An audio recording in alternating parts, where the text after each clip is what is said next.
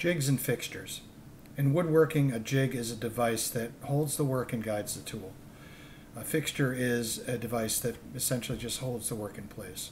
So what I'm talking about here probably is really fixtures, but I've always called them jigs. These are just ways to make woodworking or construction jobs a little bit easier on yourself.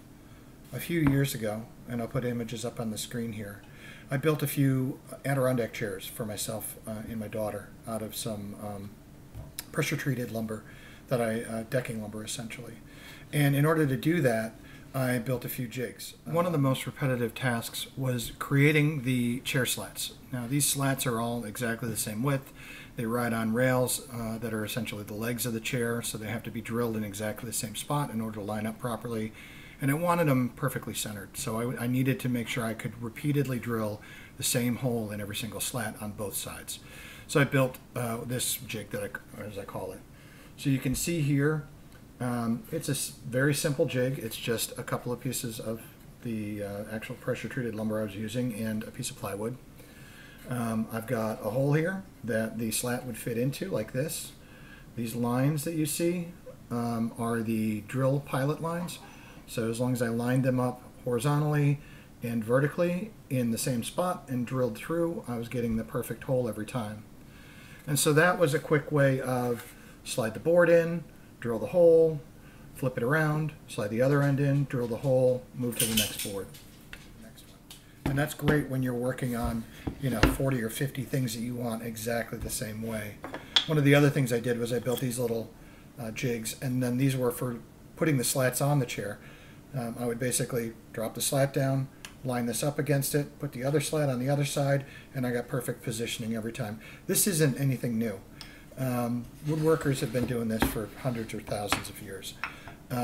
This video, though, is about how I use jigs or fixtures to help me build a deck when I had an extreme limited amount of time, and for a portion of it, I was working all by myself. So without further ado, let's take a look at the video. Unfortunately, I thought I'd recorded all of these jigs that I'd built while I was up there in hopes of making this exact kind of video. But for some reason, the one I built for floor joists didn't show up. So I'll do some magic in SketchUp and kind of simulate what I actually built up there to show you how I did it. Okay, so this first jig that I built is essentially a small seat. I was putting the joist hangers on, and I found that I either had to bend over at the waist or sit on a very hard 2x8 that was forming the rim joist. So I built this simple seat. You can see it's just made out of scraps. It's designed so that it slides over the top of the rim joist and gives me a comfortable seat to sit on so that I can secure these joist hangers. So in this example, you'll see you basically just pick it up, move it down to the next spot that you want to put a joist hanger on, sit down comfortably, and then I can grab a joist hanger, position it up properly, grab the hammer, nail it in place, and the whole time I'm sitting down comfortably. So then you just basically pick it up and lather, rinse, repeat. Speaking of joist hangers, getting them properly positioned every 16 inches on center was easy, but getting them positioned vertically, I found when I first started doing it, I was doing it by eye, and I was making a little bit of a mistake. They were off a little bit. So I built this joist hanger jig that essentially helped me to position it properly. Here's how it works. So as you can see here, I'm using SketchUp to model the jig that I used to set the floor joist hangers. The key was getting them all exactly the same height, exactly 16 inches apart on center, so that I got good floor support. And for the first side of one rim joist, I did that by hand and just kind of eyeballed the height and stuff, and I found that there were just minor variations, sometimes as much of a 1/16 or an 1/8 of an inch. I didn't want to snap a bunch of chalk lines, so I built a jig. The jig kind of looked like this. This is pretty accurate. As you can see, it's not, this is the white part here. It is not 100% centered or perfect. It didn't need to be. It just needed to ensure that it slid down over the 2x rim joist, and it had a tight fit, and that it held this 2x6, what I'll call, mock-up of my floor joist. in the correct position vertically.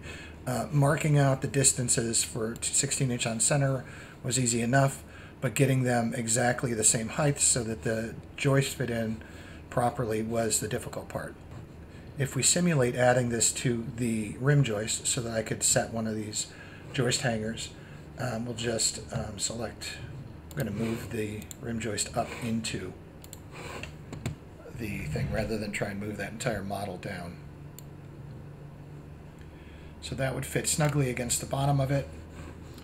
And then that allowed me to very easily position the joist hanger in such a way, I'm going to move around, I apologize, I am not an expert at SketchUp by any means.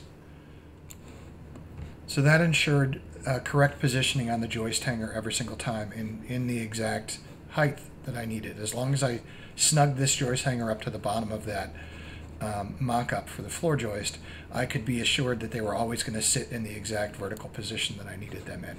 And that made it a lot easier to, number one, get them at all the exact right height, but number two, I wasn't fumbling around trying to hold the joist hanger and hammer the nails in.